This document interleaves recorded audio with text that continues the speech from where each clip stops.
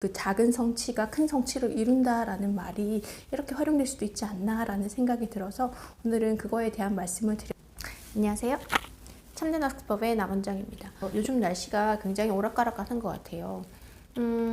그저께 같은 경우에는 굉장히 더워가지고 막 반팔 입고 이렇게 다녔는데 오늘은 비가 올 것처럼 날씨가 조금 흐리기도 하더라고요.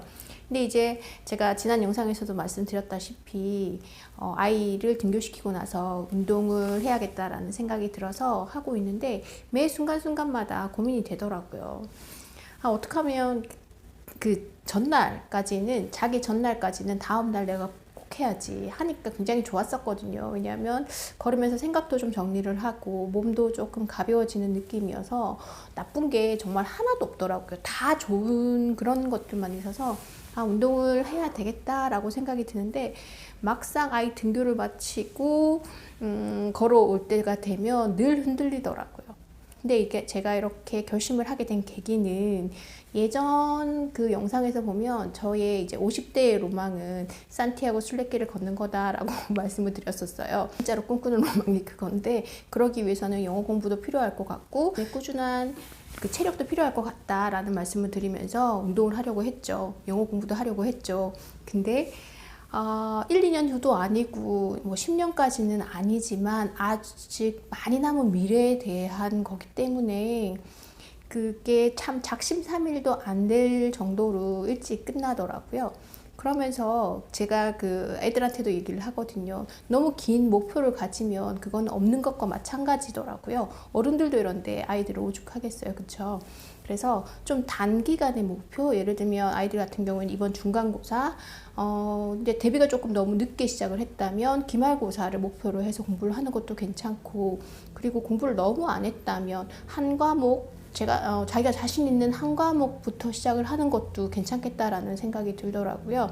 왜 이렇게 생각이 들었냐면 필요한 거는 제가 알고 있죠. 운동은 해야 되고, 그리고 걷는 게 나쁜 게 하나도 없다는 것도 알고 있는데, 이게 너무나 막연한 목표를 가지고 그냥 건강에 좋다, 그리고 나중에 뭐 10년 정도 지났을 때 내가 그때 체력이 필요로 하겠다라는 것만 가지고서는 지금 실행하는 데는 크게 도움이 안 되더라고요.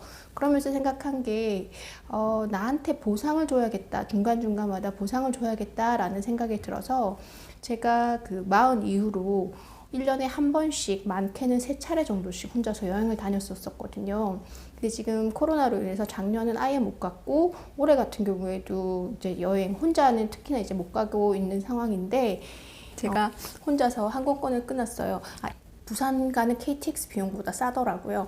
그래서 그렇게 예약을 해놓고 나니까 이제 아침마다 운동을 할 때 이번 제 여행 목표는 그 올레길을 순례하는 거였거든요.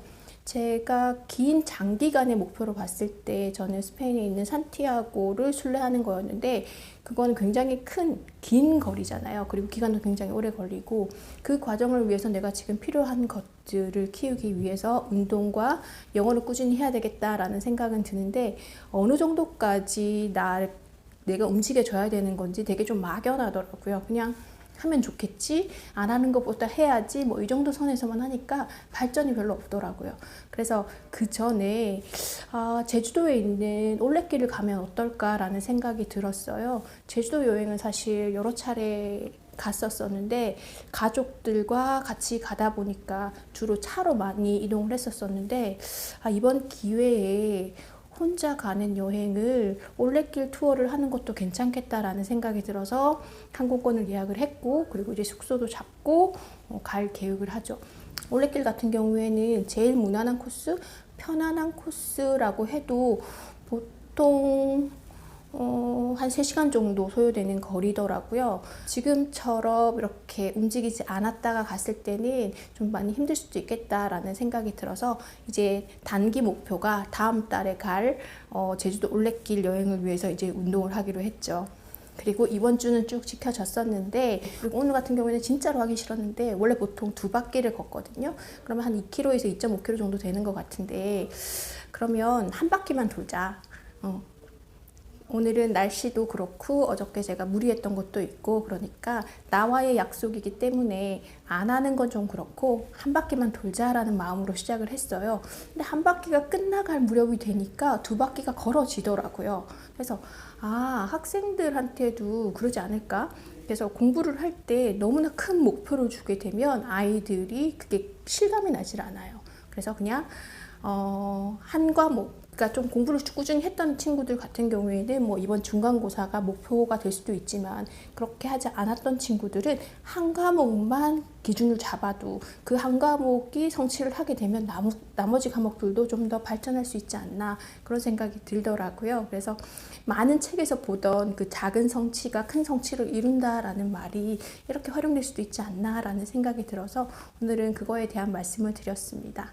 저의 이런 말이 얼마나 도움이 될지는 모르겠지만 제가 느껴지는 이런 부분들을 전달을 드리고요. 요 근래 이제 구독자 수가 많이 늘었어요.